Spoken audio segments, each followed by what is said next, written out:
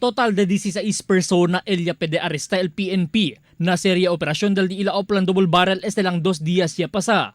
Del Sabado, arrestaw na drug bypass operation este 4 mga persona alina barrio del Baliwasan. Ya pwede konose como kandaham sa juday ni alias Buddy, Mamerto Valdez Jr., Tambia Facadil y Anderson Kong. At siguro na investigador del kaso, ya conduce con el bypass con el target si Buddy. Iya man tiempo que talya adentro casa el otro pa tres mga persona. Donde da un mesa, ya pwede encontra el diferentes mga drug paraphernalias, mga shabu, y mga armas. Tiene también mga drug evidence. Tiene kita recovery kanila 38 caliber and 1 kg 9mm with various mucho gayod mga bala tamin kaya pwede kita saka. Very laudable accomplishments, hindi lang na PS11 since we had 8 operations during the weekend and tiene kita 16 gente personajes kaya pwede grande ayudas din accomplishmento para descansar el mga illegal drugs activities na Zamboanga City. Naun report del PNP, uno persona ella pwede kuhi el Police Station 11. Tayo kabesa si Police Superintendent Yomari Albarico ali parte na Canelar Moret.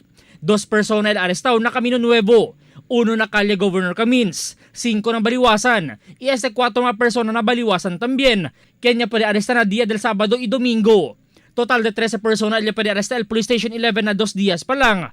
Aumento pa aquí el 3 mga persona desde diferentes estasyon. Na mga cosa ta sucede since Zamboanga City Police Office already had 7 recorded shootout incident in the area y 8 de esas gane ya sale muerto gayo 8 personas sale muerto. Te expecta kita que mucho también ay man-surrender. Ocupaw asigun ahora el autoridad de plantada de caso con el mga arrestado persona. Sila ahora detenido na celda del Police Station 11 Alina Pueblo. Na records del PNP, sobre na 100 persona ila pwede sila aresta adentro lang del mes del Hulyo.